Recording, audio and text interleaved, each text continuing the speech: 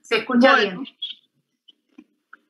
Bueno, hoy vamos a seguir con la clase de nutrientes del suelo. Como veníamos viendo ya ayer con la ingeniera Toledo, vimos nitrógeno y fósforo. ¿Sí? Las clases anteriores vieron lo que es materia orgánica. Y cuando vimos materia orgánica, hablábamos básicamente del carbono. ¿Sí? Hablábamos del carbono orgánico. Ayer vimos nitrógeno y vimos fósforo. Bueno, hoy vamos a seguir con lo que son los nutrientes del suelo. Y ustedes saben que cuando hablamos de nutrientes en sí, ya lo habrán visto en las otras materias, hoy vamos a hablar de azufre, potasio, calcio, magnesio y micronutrientes. Los objetivos de esta clase son los mismos que teníamos ayer para la clase de nitrógeno y fósforo. Conocer el contenido y las formas de los macro y micronutrientes en el suelo, interpretar su dinámica, conocer el balance de los nutrientes en el suelo y sobre todo comprender la importancia que tienen estos nutrientes en la relación suelo-planta. Vamos a comenzar diciendo, o mejor dicho, repasando lo que vimos ayer con la ingeniera, que cuando hablamos de qué es un nutriente. ¿Qué es un nutriente? Es un compuesto químico que es requerido por un organismo. Acá nos vamos a especificar de si es un organismo, si en este caso suelo, planta, humano, ¿sí? Porque es un organismo general. Y cuando hablamos de nutrición, vamos a estar hablando del suministro y absorción de estos compuestos químicos necesarios para el crecimiento y para el funcionamiento en el metabolismo de este organismo. Ahora bien, cuando hablamos de nutrientes, nutrición, tenemos que saber de qué estamos hablando, cuáles son. Y estos elementos son caracterizados elementos esenciales. ¿Qué quiere decir esto? Que una deficiencia de uno de ellos va a ser imposible que la planta o el organismo pueda completar su ciclo. Esto es como repetitivo, pero ya lo habrán visto en otras materias. Y fíjense que los elementos esenciales para la nutrición son varios, ¿sí? Y están regidos por la ley del Liebig o la ley del mínimo. ¿Qué quiere decir? Que vamos a estar regidos por el nutriente que esté en menor proporción. Ya lo vamos a ver un poquito más adelante de esto. Ahora bien, siguiendo con lo que teníamos de macronutrientes, vamos a comenzar con el azufre. ¿Sí? El azufre es análogo a lo que es el nitrógeno, incluso se encuentra en proporciones similares a lo que es el fósforo, ¿sí? En los requerimientos son similares a lo que es el fósforo, aunque durante mucho tiempo no se estudió mucho lo que es el ciclo del azufre. Y fíjense que en la corteza terrestre les dice ahí que tenemos entre un 0,06% y un 0,1%. ¿De dónde proviene ese azufre que tenemos? Si yo les decía que es análogo al ciclo del nitrógeno o al nitrógeno, ¿de dónde creen ustedes que es la principal fuente de azufre? De la materia orgánica. De los aminoácidos. De la materia orgánica. Y también tenemos minerales que contienen azufre. Y ahí los tienen listados, ¿sí? Tienen yeso, epsomita, pirita, calcopirita, ¿sí? Después tenemos biotitas, tenemos azufre elemental y vamos a tener sulfuros metálicos también. En ese sentido, vamos a ver el ciclo del azufre. Como vieron así también el ciclo del nitrógeno, vieron el ciclo del fósforo, acá también tenemos el ciclo del azufre y fíjense que es bastante variado. Además, tienen que tener en cuenta que el azufre tiene varios estados de oxidación, por lo que este elemento pasa por diferentes estados en lo que es los procesos de óxido-reducción.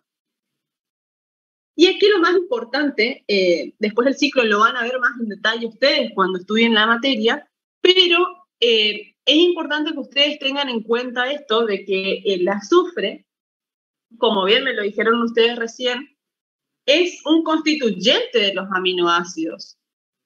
¿Cuáles son esos aminoácidos? La metionina, la cisteína, el triptófano, ¿sí? Y ese gran pool de azufre que van a encontrar en el sistema va a provenir de la materia orgánica, va a ser azufre en forma orgánica. También en esos procesos de óxido-reducción se va a producir sulfatos, que es en la manera en que la planta lo va a tomar, y ese sulfato se va a lavar y ese lavado nos va a producir la pérdida del azufre en el sistema, ¿sí? Eso como a grandes rasgos, después ustedes lo van a ver más en detalle cuando estudien el ciclo en sí del azufre, ¿sí? Pero son como todos los ciclos, tenemos entradas, tenemos salidas, y en esa gran caja negra que, como yo les decía ayer en la parte práctica, en esa caja negra nosotros tenemos distintos procesos que se llevan a cabo. En este caso en el suelo, que no lo vemos, pero sabemos que existen y que se perciben esos procesos, en este caso de óxido-reducción, ¿sí? Ahora bien, ¿cuáles son las principales formas del azufre en el suelo? Y las principales formas son el azufre orgánico, como ya lo veníamos diciendo, los sulfatos, serían las formas inorgánicas. Después tenemos que estos también pueden encontrarse como azufre elemental o como sulfuros. Fíjense que todas esas flechas nos están indicando esos procesos de óxido-reducción, ¿sí? Y esos pasajes de una forma a otra. Nosotros lo que tenemos en cuenta, y ya lo vimos cuando vimos alcalinidad, ¿sí? Cuando vimos suelos halomórficos, habíamos visto que una de las formas era la aplicación la forma de bajar ese pH del suelo en sí, era las enmiendas con azufre. ¿Se acuerdan de eso? Sí. En ese caso, lo que sucede es, y lo más específico, es que esto sucede en el proceso de oxidación del azufre elemental, donde este azufre elemental, en aerobiosis, ¿sí? En presencia de oxígeno y con agua, con cierta humedad, digamos, esto va a pasar a formar ácido sulfúrico, esto va a acidificar el medio, y además de ese ácido sulfúrico, fíjense que si ustedes ven ahí lo que tienen en la reacción, nos va a faltar una parte, ¿sí? ¿Qué es lo que nos está faltando ahí para que esté balanceada la ecuación?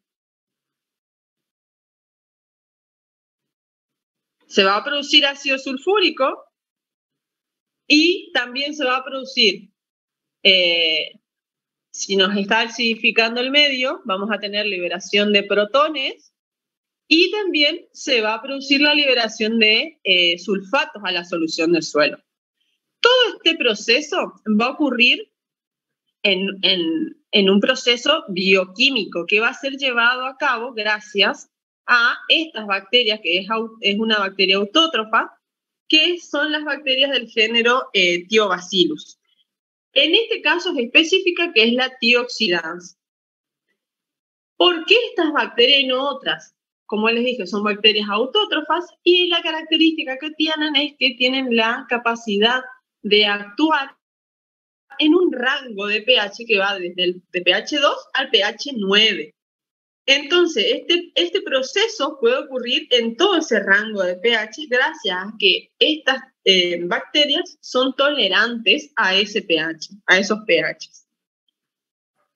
Entonces, desde esa manera podemos liberar ese azufre para que la planta lo tome, ¿sí? Y esto va a depender, como les dije, que es un proceso bioquímico y está llevado a cabo por bacterias, microorganismos, digamos, va a depender de la temperatura, del contenido de humedad, de la aireación, porque es un proceso de oxidación, y también del pH, que justamente es lo que les estaba comentando recién, que es en este caso esa bacteria es más tolerante a un mayor rango de pH.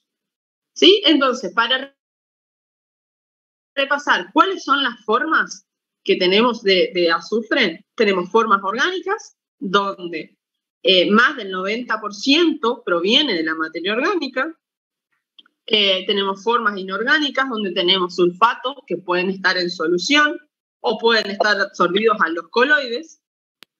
También tenemos sulfatos que van a estar insolubles, por ejemplo, los que están precipitados con carbonato de calcio.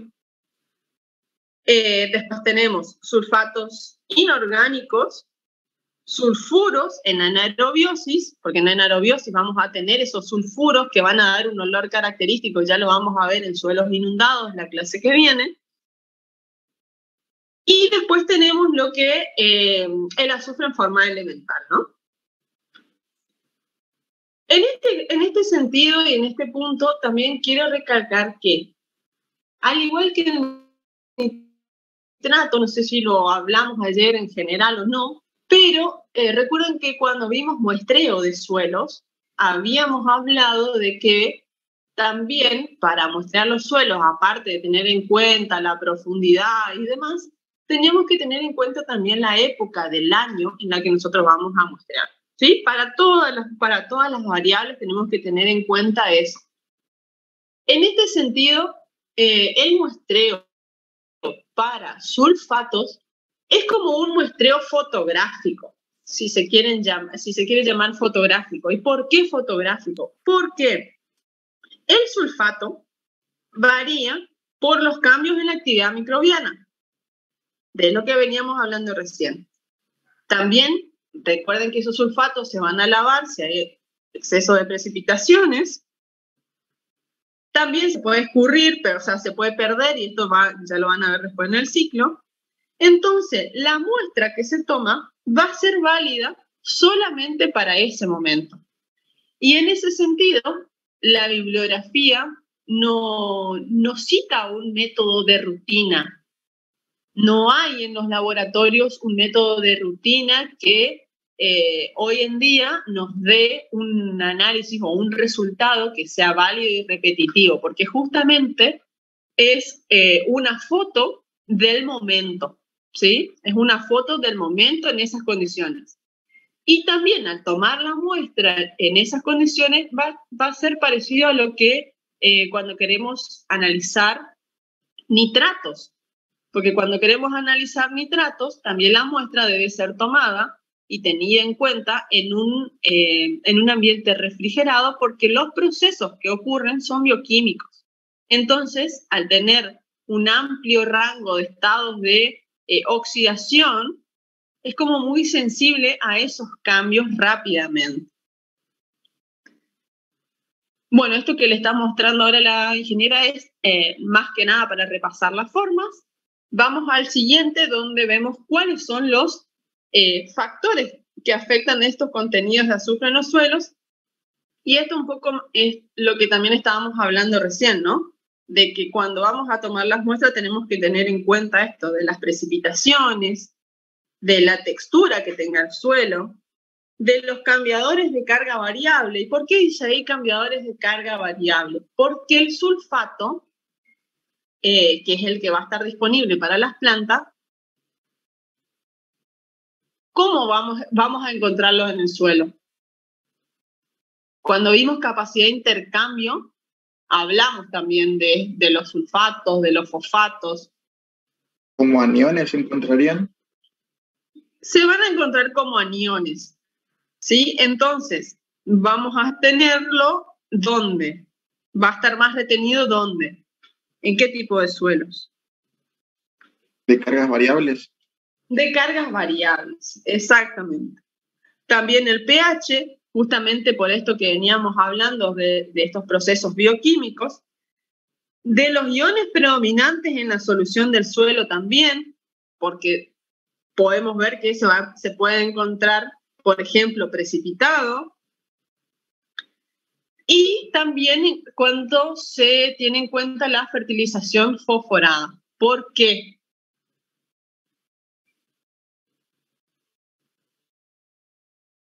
¿Por qué creen ustedes que cuando se fertiliza con fósforo vamos a estar afectando el contenido de azufre del suelo?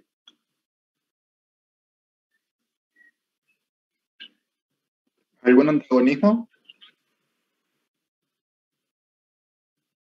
No, no necesariamente.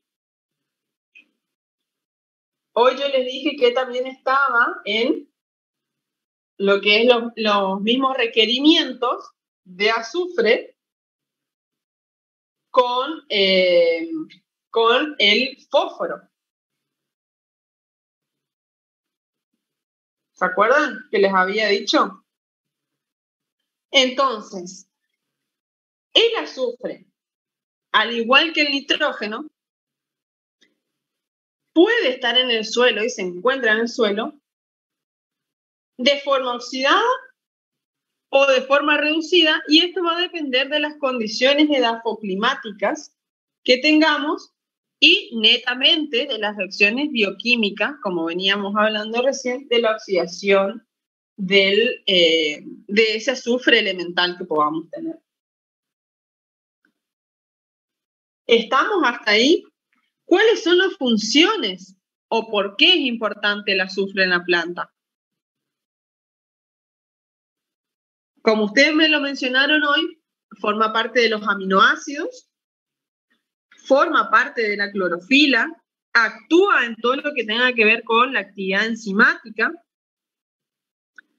forma parte también de moléculas de distintos glucósidos, y el azufre también es un componente muy importante de lo que son los aceites aromáticos, que es lo que les va a dar el olor y el sabor a algunas plantas, por ejemplo, a la cebolla y al repollo. Es muy característico en lo que es aceites aromáticos. Y a su vez, bueno, la clase que viene vamos a ver también que los sulfuros, que tienen ese olor característico a huevo podrido, se producen en anaerobiosis. Eso lo vamos a ver la clase que viene. Ahora bien, ¿cuáles son los niveles de este compuesto, este elemento?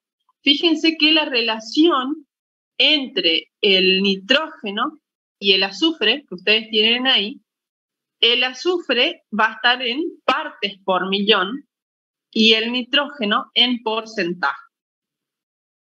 Fíjense la relación que tienen ahí. Cuando ustedes tengan que hacer la interpretación de los resultados, como siempre les decimos, tengan en cuenta los niveles los niveles moderados, digamos, o siempre lo más fácil es mirar siempre lo moderado, y ya sabemos que por arriba o por debajo tenemos valores más altos o más bajos, ¿no? Fíjense que el nitrógeno, decíamos ayer, que tiene que estar en una proporción de 0,08 a 0,15% para tener una mediana provisión. Y el azufre tiene que estar entre 10 a 15 partes por millón o miligramos por kilo. Por debajo de esos niveles vamos a tener deficiencia y por encima vamos a tener suficiencia, como decimos, ¿no? Bueno, y aquí, ¿por qué las deficiencias de azufre? Por más de que, como les dije anteriormente, normalmente o hace unos años atrás no se fertilizaba con azufre solamente, sino que normalmente siempre iba como catión acompañante. Y ahí les dice que el mayor uso de fertilizantes fosforados o nitrogenados ya vienen libres de azufre, es decir, los fertilizantes vienen cada vez más puros. Entonces, todos los elementos que acompañaban o los elementos traza, como los micronutrientes que vamos a ver a continuación, se van a ver deficitarios porque no estamos reponiendo lo que están llevando las cosechas. También el uso de pesticidas azufrados se redujo bastante a la actualidad pretendemos mayores rendimientos, pero al tener mayores rendimientos también estamos extrayendo más, y si no reponemos lo que estamos extrayendo vamos a tener deficiencias, y una mayor inmovilización en lo que es siembra directa, y esto también tiene mucho que ver con lo que hablábamos ayer de la inmovilización del nitrógeno, y la relación acá entre carbono, nitrógeno y azufre se dice que es aproximadamente 100 de carbono, 10 de nitrógeno y entre un 0,8 y un 1 de azufre. Lo que podemos decir, también teniendo en cuenta el fósforo, sumarle, digamos, al fósforo en la relación, entonces hacemos una relación carbono, nitrógeno, fósforo, azufre de 100, 10, 1, 1 o 100, 10, 1, 0, 8. ¿Sí? En lo que es relaciones entre elementos. ¿Estamos hasta ahí? ¿Alguna pregunta en este caso de azufre? Seguimos con los otros cationes. Profe, tenemos una consulta. Mauricio dice que tiene entendido que el azufre, al ser un macronutriente, también se expresa en porcentajes. Sí, sí, no hay problema. Incluso las determinaciones, nosotros acá en INTA Corrientes tenemos un módulo de autoanalizador, así como les mostramos ayer, el autoanalizador de carbono-nitrógeno, donde expresamos los resultados en porcentaje. También se pueden expresar los contenidos de azufre en porcentaje. No hay problema, ustedes mismos lo pueden pasar. Fíjense que eso es partes por millón, pero el pasaje de unidades lo pueden hacer tranquilamente. Sí, el fósforo también es un macronutriente y sin embargo lo determinamos o las unidades de medidas más comunes son en partes por millón. ¿Sí? ¿Seguimos? Ahora vamos a seguir por el potasio.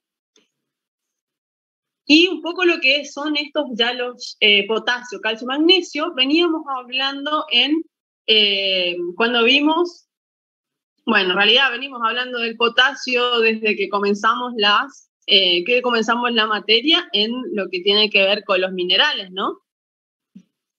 ¿Se acuerdan de los minerales que contenían potasio? ¿Cuáles eran los minerales primarios? Bueno, lo tienen ahí también. Los feldespatos, ¿sí? Feldespatos potásicos, muscovita y biotita, y los secundarios que van a ser las hilitas, las vermiculitas, las cloritas. Este potasio va a estar presente en las soluciones del suelo o en el suelo alrededor del 2%. ¿Cuáles son las formas del potasio? ¿Y de dónde va a provenir ese potasio? Si yo les decía que desde que comenzamos la materia venimos hablando de este potasio.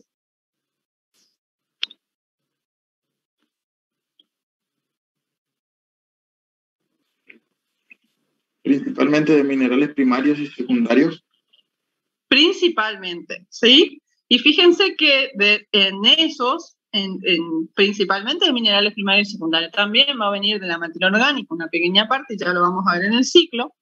Pero fíjense que lo que es este potasio, vamos a tener formas que van a estar menos disponibles, que van a ser las que estén formando parte de estos minerales. En este caso lo vamos a llamar como potasio estructural, porque va a estar formando parte, ¿sí? Van a estar dentro de los minerales o formando parte de esos minerales. Después vamos a tener potasio fijado, que va a estar medianamente disponible. Y esto, recuerden, ayer vieron el triángulo ese que tenían cuando hablábamos del fósforo, lábil, menos lábil, no lábil. ¿Se acuerdan de eso? Bueno, aquí es más o menos parecido cuando hablamos de disponibilidad. ¿Quiénes van a estar más disponibles? Los que estén en formas intercambiables y los que estén en la solución del suelo. Y todo esto tiene que ver, y por eso les hice acordar, de los que tenga que ver con la doble capa difusa o la capacidad de intercambio que tenga el suelo. ¿Sí? Son los que nos van a estar rigiendo y van a estar interviniendo en ese equilibrio de entre más o menos disponibilidad, en este caso del potasio. Ahora bien, como bien ustedes lo dijeron, va a provenir en el ciclo, podemos ver que este potasio principalmente va a venir de los minerales, o las principales fuentes van a ser los minerales que contengan potasio. Ese potasio algo se puede lavar. La otra entrada puede ser por fertilizantes minerales, también por los residuos de plantas, también por lo que sean enmiendas o residuos. ¿Y cuáles serían las pérdidas, las principales pérdidas o las cosechas en lo que tengan que ver con la extracción? También lo que es escurrimiento o erosión, y por lavado, también una pequeña proporción. Recuerden acá que también hasta acá tuvimos un problema para analizar de cuánto potasio íbamos a incorporar a la solución del suelo, teniendo en cuenta que hay minerales o suelos, principalmente suelos, que fijan potasio, que son ¿cuáles?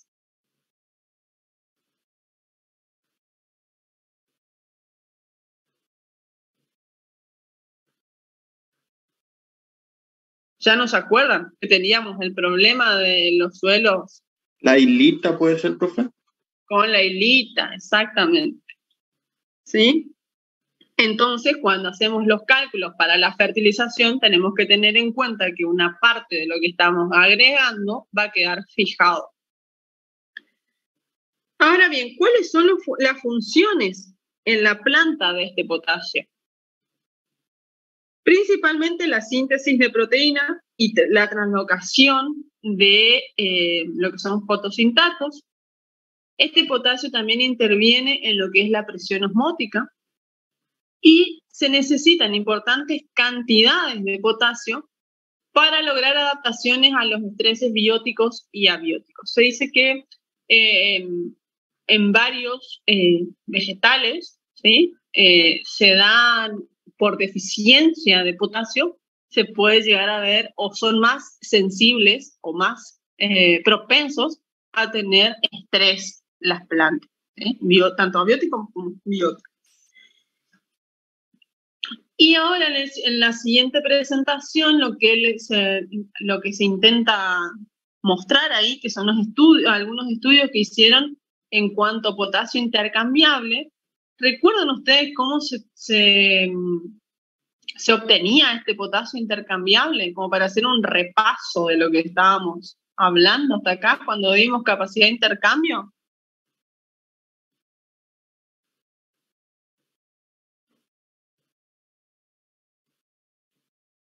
¿Sí o no? Si teníamos suelos con cargas permanentes, la determinación la hacíamos o la extracción, mejor dicho, para determinar los cationes de intercambio, lo hacíamos con acetato de amonio, y en esa solución determinábamos los cationes intercambiables, entre ellos el potasio, y para suelos con carga variable, ¿qué utilizábamos?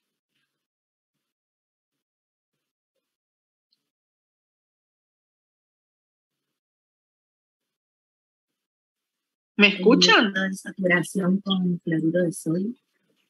Sí, profe, te escuchamos. Sí, con cloruro de sodio. Yo no los veo, y encima que no los veo, por ahí me dejan hablando sola. No te estamos escuchando, pero me pareció que una estudiante, Tamara, ¿querías decir algo? Contestó, sí. Con cloruro de sodio. Era lo que me... Bien, muy bien.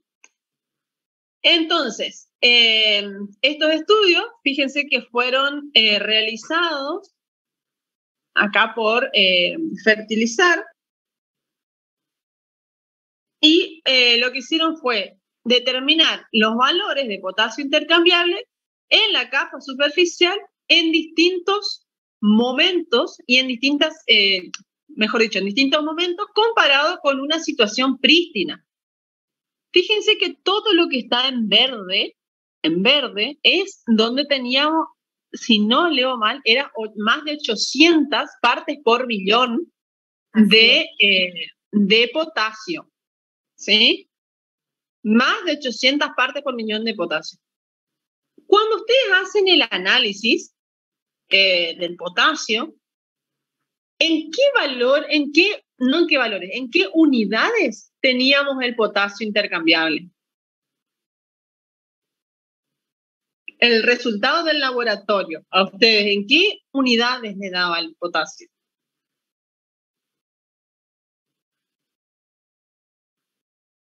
¿Partes por millón puede ser, profe?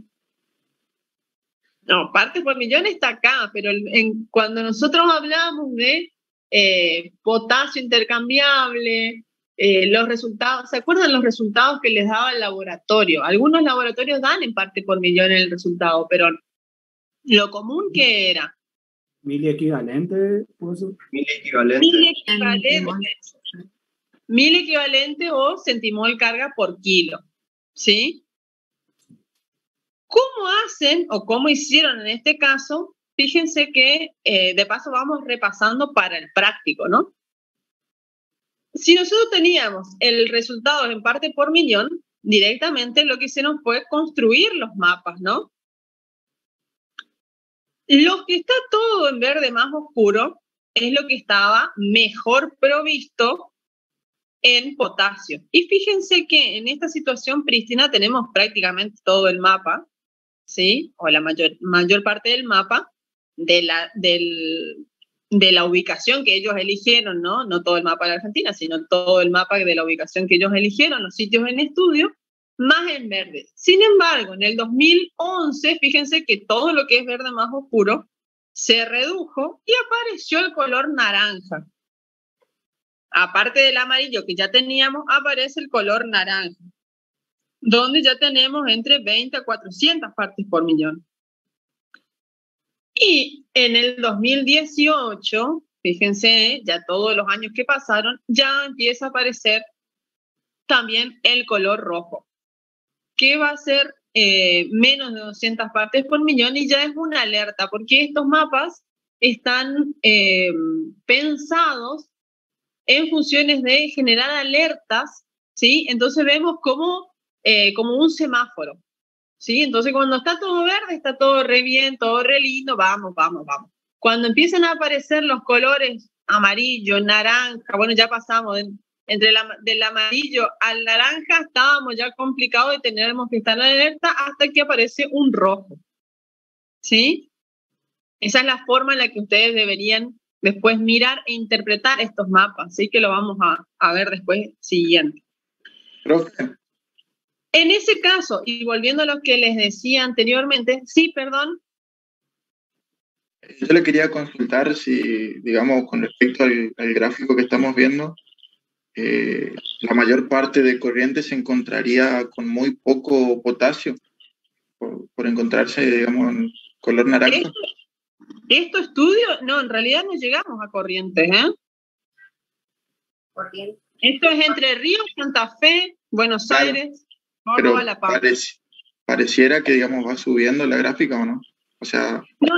el color No. naranja Estos estudios están hechos para esa zona. Igualmente, los suelos de Corrientes son bastante pobres en todo lo que sea cationes. No todo Corrientes, pero en esa. ¿Sí? Este estudio está hecho para esa zona. ¿Y a qué se debe eso a las lluvias? A ver, ¿qué me dicen ustedes? ¿Será las lluvias? ¿Qué zona es esa? Para mí sería la zona núcleo. Esa es la zona núcleo de Pampa Húmeda, profe. Entonces, ¿a qué se debería? Bueno, estaría extrayendo. Estoy extrayendo nutrientes con ocultivo. Falta de reposición. Sí, podríamos pensar en eso, incluso puede ser una conjunción de factores, ¿sí? Tendríamos que después ir a mirar más en detalle el por qué en cuanto en ese trabajo que ustedes lo tienen ahí, Sainz Rosas, del 2019, podemos leer después a qué se debe. Ahora quédense con esto de que, fíjense que en una situación prístina, nosotros tenemos una buena provisión, si se quiere, de nitrógeno, porque tenemos la mayor parte de la zona estudiada en color verde, y a medida que van pasando los años, vamos achicando esa zona de mejor provisión y aparecen otros colores donde ya la provisión de ese potasio es menor. Volviendo a esto que les decía, este mapa les da valores en partes por millón. Si ustedes tienen valores que incluso ustedes ya lo tienen a los valores o a los niveles críticos de cada uno de los nutrientes, cuando vimos capacidad de intercambio ya le habíamos dado los valores o los niveles, tanto en centimol carga por kilo, que pertenece a lo que sea, como es potasio, lo que es intercambiable, lo otro que forma parte de la saturación, el porcentaje de saturación. Fíjense que ya nosotros les dimos en centimol carga por kilo. Si ustedes quieren pasar esos valores en centimol carga por kilo a partes por millón para ver en qué situación están en el mapa, ¿cómo tienen que hacer?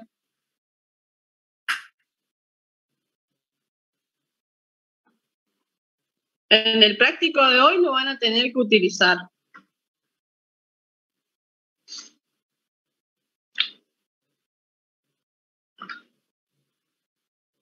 ¿Se acuerdan o no?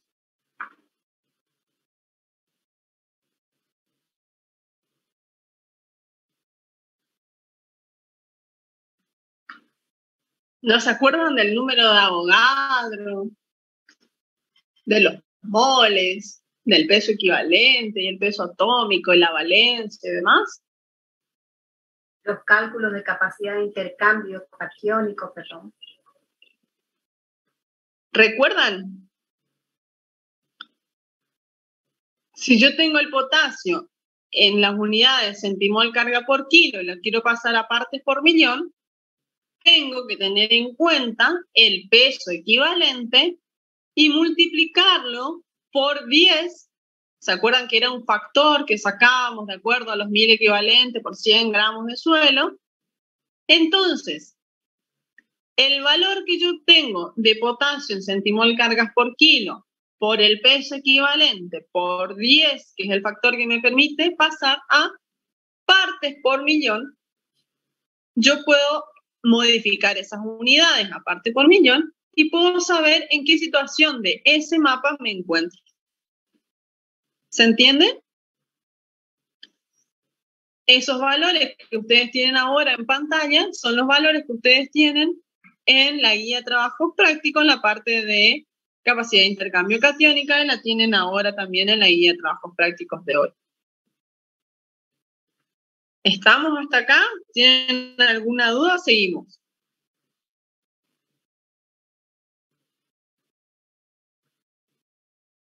Hasta acá lo que vimos fue azufre y potasio, que son considerados como macronutrientes primarios. Ahora vamos a lo que es calcio y magnesio, que son considerados macronutrientes también, pero en este caso ya son considerados macronutrientes secundarios. ¿Por qué macronutrientes secundarios? Porque las plantas presentan, las deficiencias de estos nutrientes, salvo excepciones, se presentan es menos frecuente encontrar deficiencia de estos nutrientes en lo que es las plantas. ¿Sí?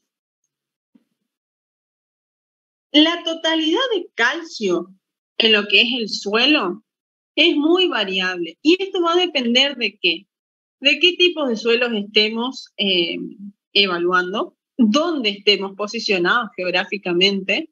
¿Sí? Fíjense que esto, y también lo vimos cuando vimos capacidad de intercambio catiónica, también lo vimos incluso cuando vimos suelos alomórficos, ¿sí? En todo lo que sean suelos áridos, suelos calcáreos, los niveles de calcio son muy altos, alrededor del 25%, y en los suelos tropicales, el nivel, suelos tropicales o de altas precipitaciones, altas temperaturas, los niveles van a ser bajos. Y esto básicamente es porque se produce el lavado de todo lo que sean las bases, ¿sí? Los niveles, fíjense que esto va a estar de acuerdo a las rocas que tengamos, entonces vamos a tener mayor contenido en lo que sean rocas calizas, mayores que en lo que es las rocas ígneas básicas, y mucho menor en lo que es areniscas. Los minerales que nos van a aportar calcio son la albita, la nortita, los piroxenos, los anfiboles, en ese orden de importancia. Y, bueno, como les dice ahí, ya les dije anteriormente, es el catión dominante en el suelo, ¿sí? Aún en los pH bajos, es el catión que domina la solución del suelo. ¿Qué valencia tenía el calcio? ¿O cómo encontrábamos el calcio en la solución del suelo?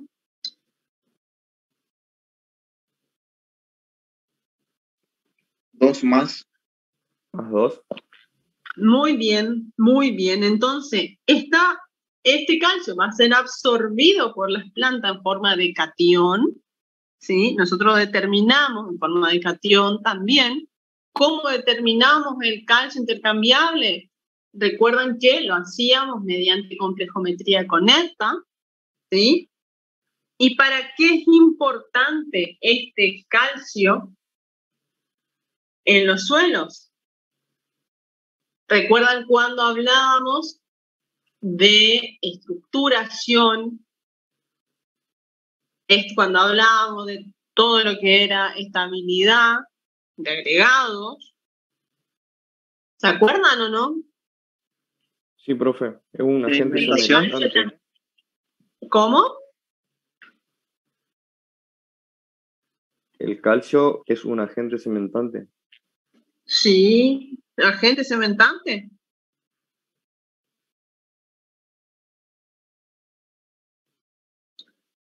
Este calcio va a estimular también el desarrollo de las raíces y de las hojas. Recuerden que forma parte de lo que es la laminilla media, forma parte de los compuestos de las paredes celulares, va a ayudar a todo lo que tenga que ver a neutralizar los ácidos de las plantas, los ácidos orgánicos, eso ya a nivel de planta, y va a influir indirectamente en el rendimiento al reducir la acidez del suelo. Y si tenemos calcio en los suelos, ¿qué va a pasar? ¿Se acuerdan de lo que hablábamos cuando hablábamos de acidez? ¿Cómo hacíamos para neutralizar el aluminio? ¿Qué utilizábamos? ¿Se acuerdan de la fórmula de Camprad?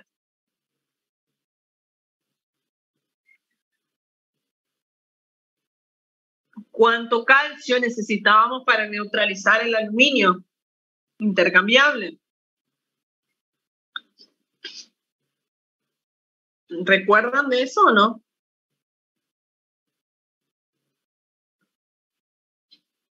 ¿Nos acuerdan de la fórmula de Camprad que necesitábamos?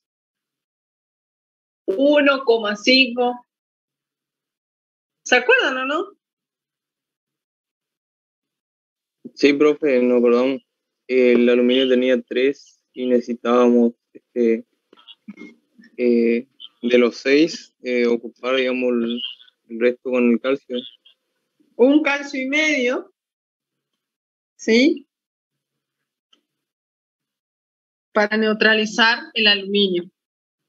¿Estamos? Bueno, fíjense por qué les hago hincapié en esto. Es para que ustedes vayan tratando de organizar e integrar todos los conocimientos que tenemos hasta acá, ¿no?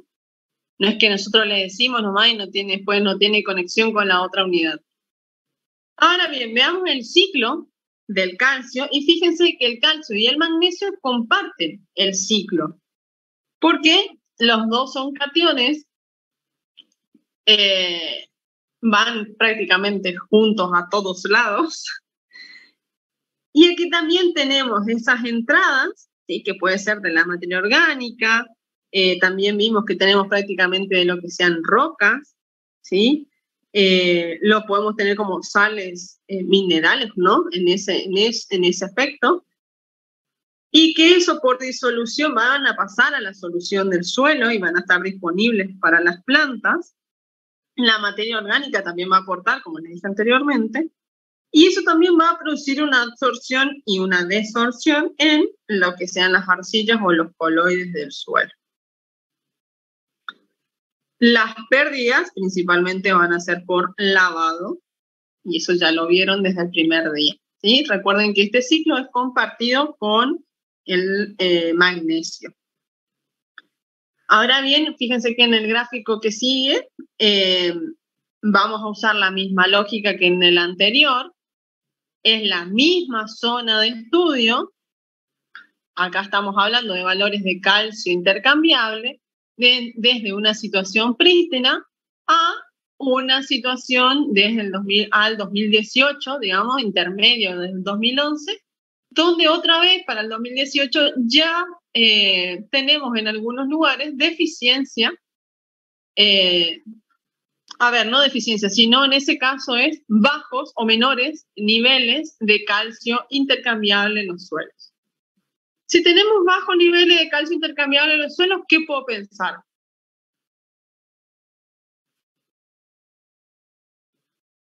¿Qué está pasando con el recurso suelo?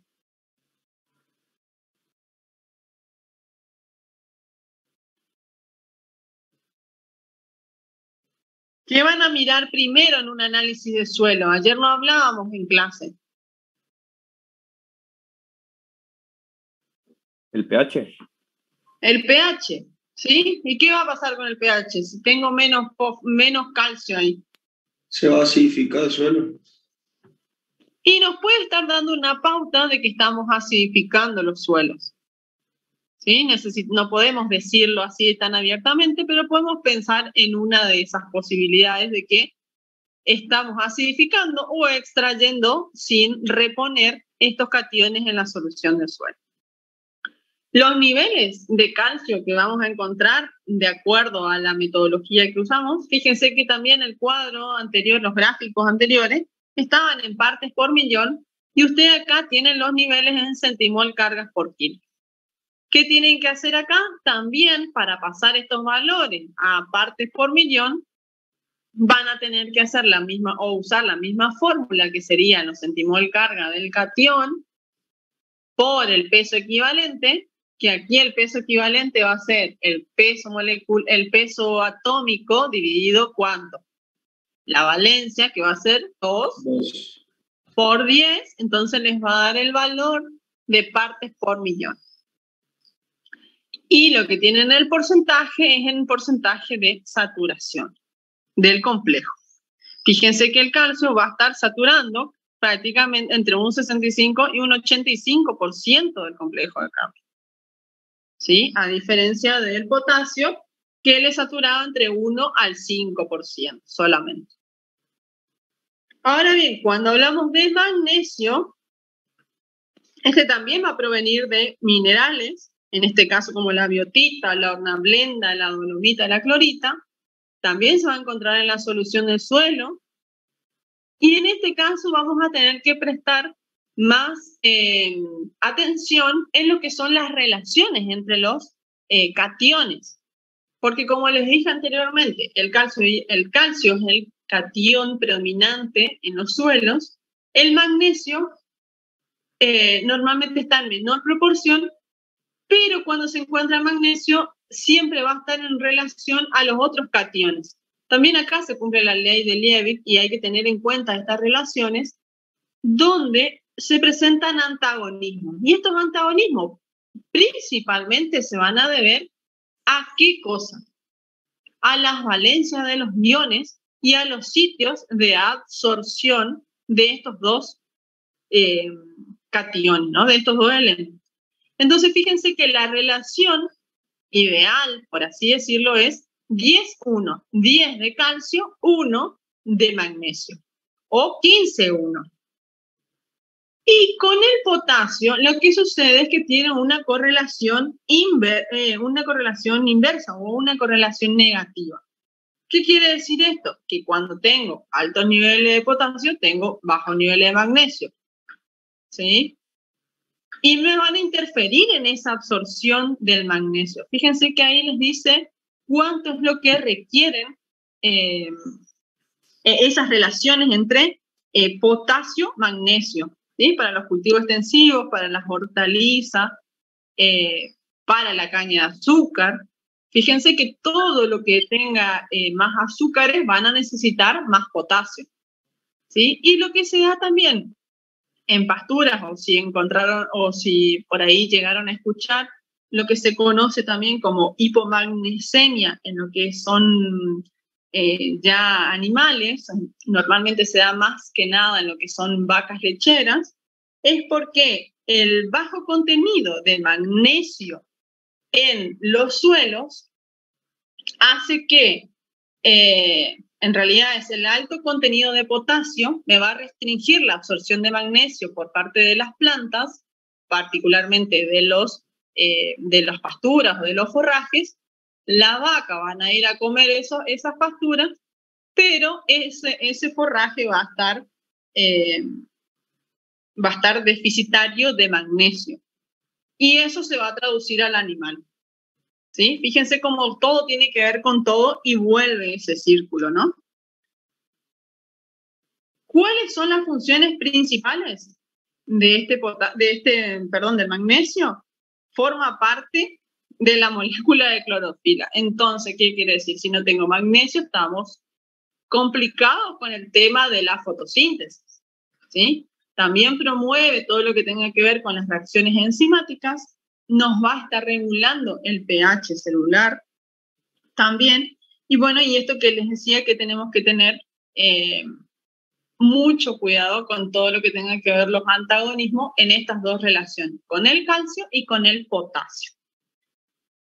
En el siguiente gráfico, que es también la misma zona, para mostrarle, fíjense que sucede lo mismo, ¿no? Tienen acá una situación prístina donde partimos desde una mayor dotación de magnesio. Fíjense que acá, al contrario a lo que vimos anteriormente, tenemos una moderada, en realidad, situación, pasando después a colores donde se incrementa el verde claro, ¿sí? Más todavía, o desaparece el verde oscuro prácticamente, a una situación en el año 2018 donde ya desapareció totalmente en esa zona lo que sea la buena dotación de este catión, ¿no?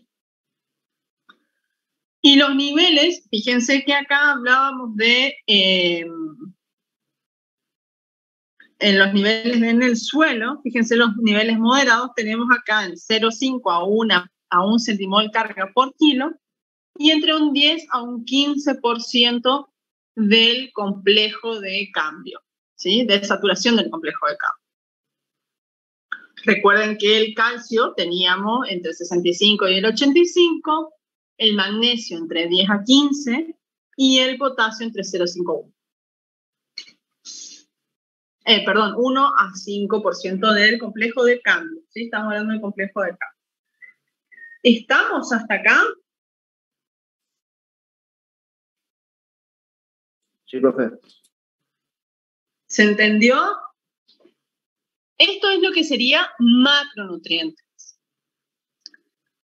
¿Quieren hacer unos bueno, la bibliografía que me la pasé, pero bueno, lo que es bibliografía, como les dijo ayer la ingeniera, todo lo que sea Black para lo que es relaciones suelo-planta, particularmente yo sugiero que lean el libro de Echeverría, que es lo de fertilidad de suelo y fertilización de cultivos, que tienen estos nutrientes de una forma más fácil y menos complicada por ahí de leer, y es más específico de suelo. Y después yo le agregué ahí el Navarro García, que es un libro de química agrícola, y ese libro lo que hace es también tiene mucha relación en lo que es suelo, pero también en lo que es la planta. Y separa los dos componentes, vegetal y edáfico. ¿Estamos hasta ahí? Si quieren, hacemos unos 5 minutos o seguimos con micronutrientes. Son las 4:15, profe. ¿Cómo estás vos para seguir? Yo estoy súper. Si ustedes me pasan la presentación, yo voy. No tengo... Mi computadora recién está volviendo a su normalidad. Me tenés que pasar tu Power. Dale, ahí Hacemos 5 minutos entonces, profe, así nos organizamos. Súper, súper. Dale. ¿Ven bien ahí? Sí, se ve correcto. Bueno, hoy los estoy haciendo trabajar a todos. Bueno, vamos a seguir entonces con lo que tiene que ver con micronutrientes. Cuando hablamos de micronutrientes, no voy a repetirle los objetivos porque son los mismos que les nombré al principio. Cuando hablamos de micronutrientes, estamos hablando de los elementos que los cultivos requieren en bajas cantidades y su concentración dentro de lo que es el tejido vegetal también va a estar en esas pequeñas concentraciones. Vamos a determinarlo, o las unidades de medida van a estar en relación a las partes por millón. Hasta acá lo que vimos fue macronutrientes, como todos los que ustedes ya vieron ahí, están nombrados ahí, ¿no? Y los micronutrientes que vamos a hablar ahora están en esta pequeña proporción. Fíjense que tanto el sodio, el silicio y el cobalto, que están entre paréntesis, los dejamos así porque estos nutrientes son considerados muchas veces mesonutrientes y por algunos autores como micronutrientes. ¿Sí? Como esenciales están caracterizados 8 de estos micronutrientes, que son el zinc, el molibdeno, el boro, el cobre, entre otros, que vamos a ver ahora. ¿Sí? Nuevamente, hablarle de lo que es el elemento esencial. Representamos acá con este barril, que creo que ya lo vieron también en fisiología vegetal, cuando hablamos de la ley del mínimo o la ley del Lévy, ¿sí? Que les va a decir que el nutriente que esté en menor cantidad va a ser el que limita para que, es el limitante en realidad a los otros nutrientes para que en esa cantidad adecuada se absorban todos, ¿sí? En ese sentido, también ahí tienen al lado lo que vimos anteriormente de los elementos esenciales para la nutrición en general del planta. ¿Vamos? ¿Hasta acá? Ahora, el ciclo de los micronutrientes, fíjense que tenemos un solo ciclo en general para todos, porque estos micronutrientes pueden provenir algo de la materia orgánica, van a provenir de minerales primarios y de minerales secundarios, de distintos precipitados, también van a estar formando parte del complejo de cambio, ¿sí? Y la exportación de estos micronutrientes básicamente van a ser por lo que llevamos de las cosechas y lo que pueden llevar también los animales en lo que es carne, ¿sí? Carne, leche, lana, etc. Y una de las adiciones, que no les nombré, es los fertilizantes y abonos. Y cuando hablamos de fertilizantes también, estos micronutrientes, como hablábamos hoy de la pureza de estos fertilizantes, cada vez más los fertilizantes que estamos aplicando son más puros. Entonces, estos micronutrientes, que también son considerados elementos trazas, ya no se encuentran en esos fertilizantes como se encontraban con anterioridad, ¿sí?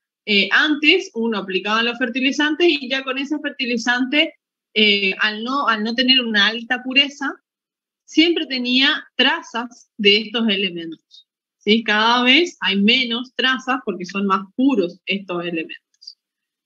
¿De qué forma se encuentran estos micronutrientes o también llamados oligoelementos en el suelo? Solubles en el agua, como catión o anión de cambio, de forma complejada o formando quelatos muchas veces o complejos con la materia orgánica. También van a estar en forma ocluida en los óxidos, como ser el hierro y el manganeso, como minerales primarios, formando parte de las arcillas por sustitución isomórfica del hierro y el aluminio en las capas octaédricas. Esto ya lo vieron con la ingeniera cuando vieron Génesis. Y vamos a ver un poquito más adelante que, como son solubles en agua, o normalmente están como cationes o aniones, vamos a la forma de extraerlos y de determinarlos también van a ser en agua caliente, ¿sí? Porque al ser solubles, la forma de extraerlos va a ser también, también eso nos va a permitir, ¿no? Para poder determinarlos en la solución del suelo, hacer una extracción en agua caliente y en ese agua caliente, en ese extracto con agua caliente, perdón, determinar cuánto es el contenido de estos oligoelementos. Como les dije anteriormente, la deficiencia de estos nutrientes, de estos micronutrientes, van a estar dadas por el uso de fertilizantes con mayor pureza hoy en día, los suelos con baja reserva de micronutrientes, que ya de por sí son de baja reserva de micronutrientes, por un aumento también de la producción de cultivos en suelos en suelos donde antes no se hacía, o en suelos marginales, digamos, y también en lo que sean prácticas de manejo intensiva con cultivares altamente productivos, donde nosotros con las cosechas estaríamos llevando mayor cantidad de estos micronutrientes. Recuerden que si bien la planta lo necesita en menores proporciones, no quiere decir que no estemos necesitando esos micronutrientes, y es más, hoy en día se está viendo cada vez más estas deficiencias, sobre todo en micronutrientes que son específicos para cada uno de los cultivos, ¿no? Y también tiene que ver con los rangos que vamos a ver siguientemente, que van a ver que los niveles en los que encontramos esos micronutrientes en el suelo presentan, a diferencia del hierro, el resto presentan un rango que es muy acotado o muy estrecho en lo que sería la deficiencia y la toxicidad. ¿Sí? ¿Se acuerdan que teníamos ya algunos niveles de aluminio? ¿Sí? Nosotros ya le habíamos dado unos niveles de aluminio cuando este aluminio era tóxico en la solución del suelo. En este caso también, cuando hablamos de micronutrientes, fíjense que el rango entre que pasa a ser bajo o deficiente a que pasa a ser alto o en exceso es muy acotado. Fíjense sobre todo el boro, el molibdeno, fíjense los valores o el rango es muy estrecho, ¿sí? Y se determina se puede determinar por reactivo de Melich o en agua caliente, y generalmente esto está dado en unidades de partes por millón, ¿sí? Fíjense que estamos hablando de partes por millón y estamos hablando de 0,1, ¿sí? miligramos por kilogramo de suelo.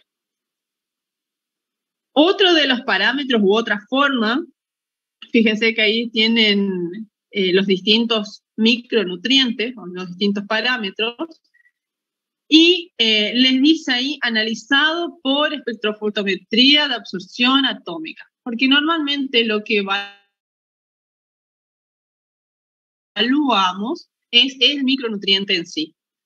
Entonces estamos evaluando cada uno de esos elementos por distintas metodologías, ¿no? Que son prácticamente las mismas, excepto en el boro, que se utiliza cloruro de calcio para extraerlo, digamos, de la solución del suelo. El resto normalmente se extrae con DTPA reactivo a pH 7.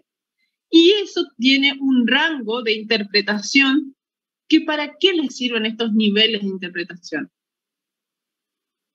¿Para qué les sirve a ustedes que yo les diga el calcio se puede determinar, puede encontrarse en tal manera, el potasio en tal manera, los micronutrientes de tal manera, en tal rango?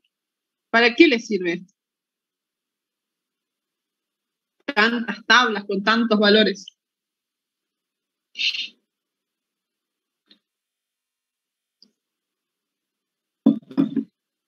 ¿Qué les parece a ustedes?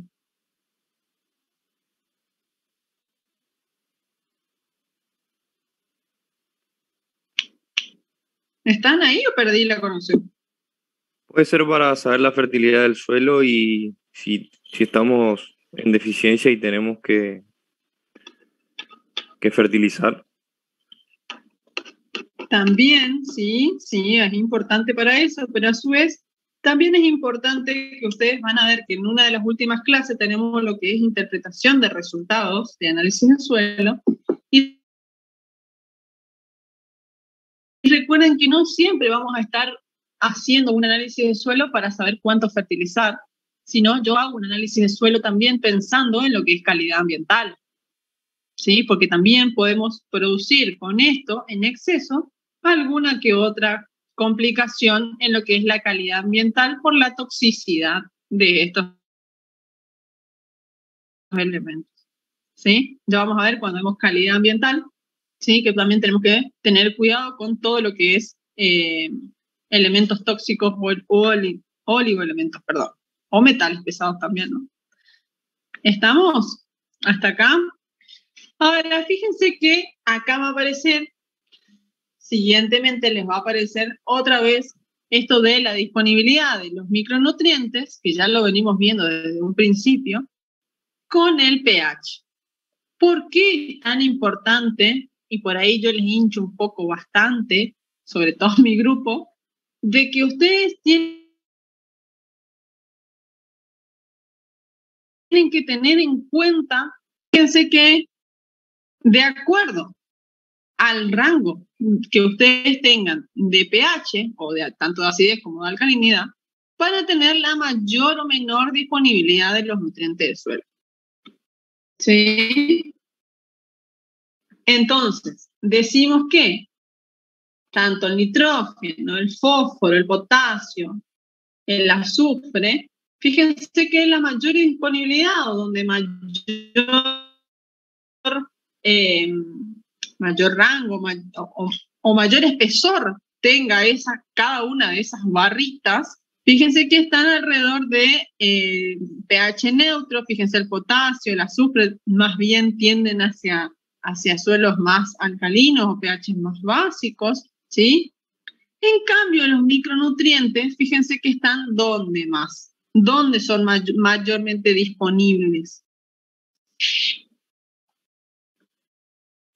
Ay, la ingeniera le está dando una súper ayuda y parece que estamos rindiendo un examen.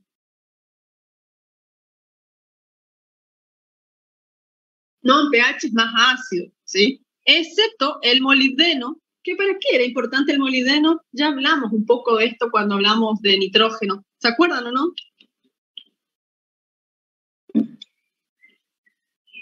¿Para qué era necesario el molibdeno?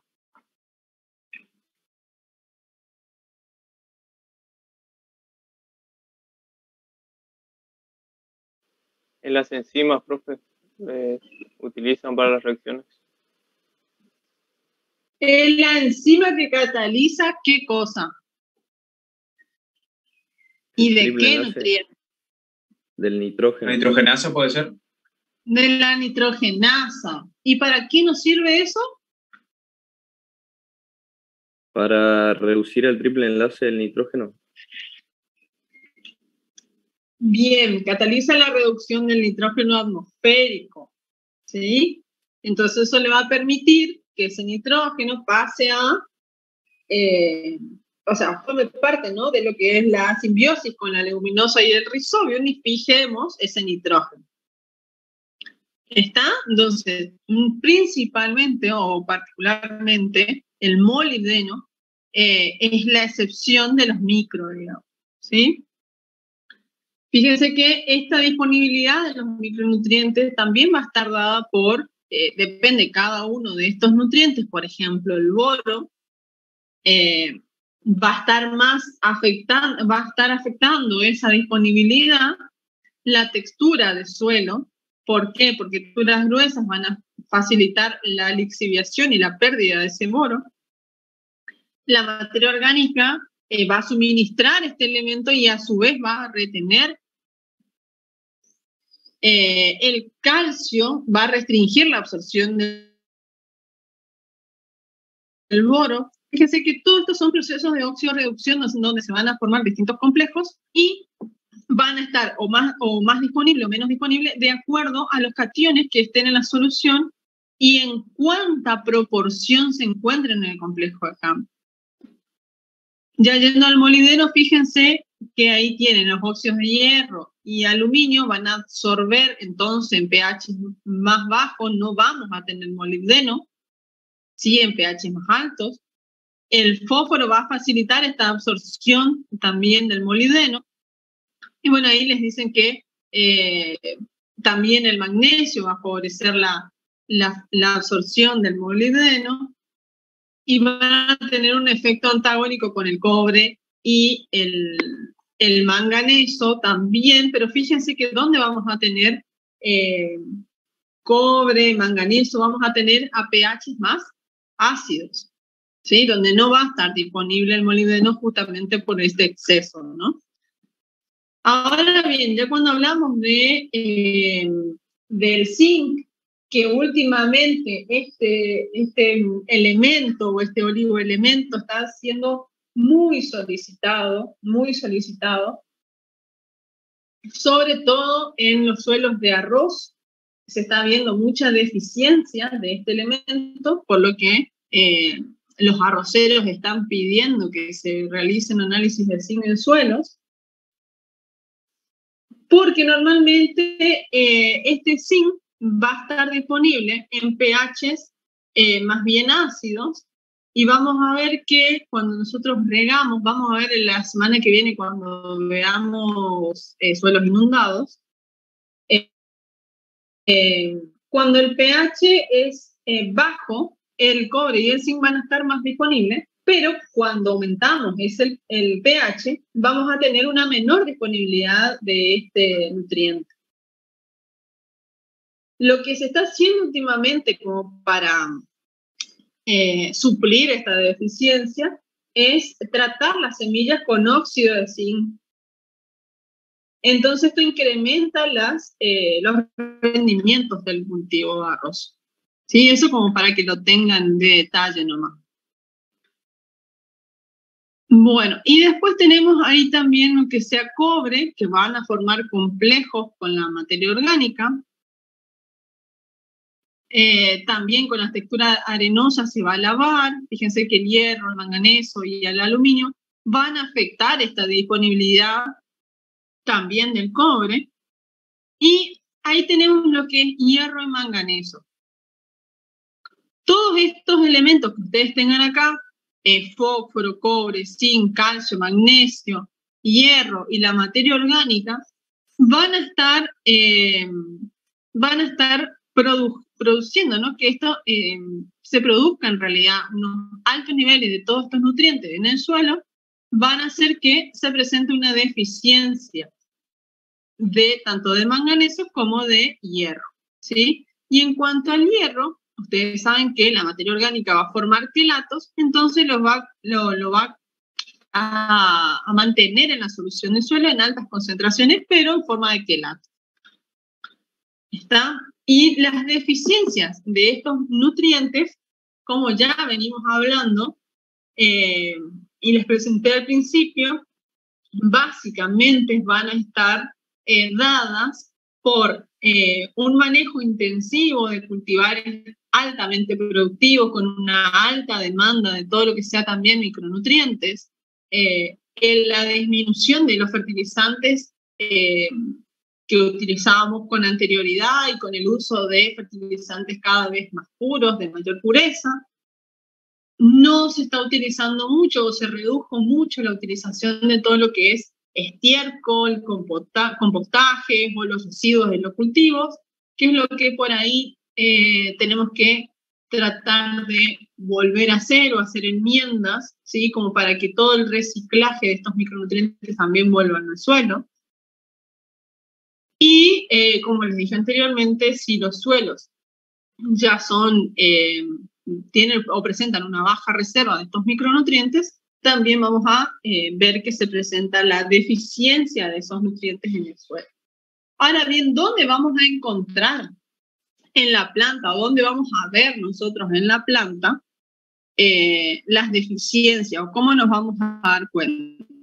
Si bien el siguiente slide es más de fisiología vegetal, se agregó acá para que ustedes vean dónde van a mirar la deficiencia de estos nutrientes. Van a ver que todo lo que sea hojas nuevas o ápices, van a haber deficiencias de, se van a dar cuenta de lo que es la falta de hierro y de calcio. En los que son hojas intermedias, no hojas tan viejas, ¿sí? Siempre tienen que tener en cuenta, o siempre tenemos que tener un control o conocer cuál es el estado, tener una cierta comparación entre lo que está sano y lo que está enfermo o lo que está en deficiencia, ¿no? Y van a ver que entre lo que son hojas intermedias van a ver nitrógeno, potasio y magnesio de distinta manera, ¿no? En la solución, fíjese que la falta de nitrógeno es bastante característica, la falta de fósforo, más en lo que es hojas viejas, y la falta de azufre también, ¿sí? Esto ya lo van a ver más en fisiología vegetal, pero es como para que lo tengan en cuenta.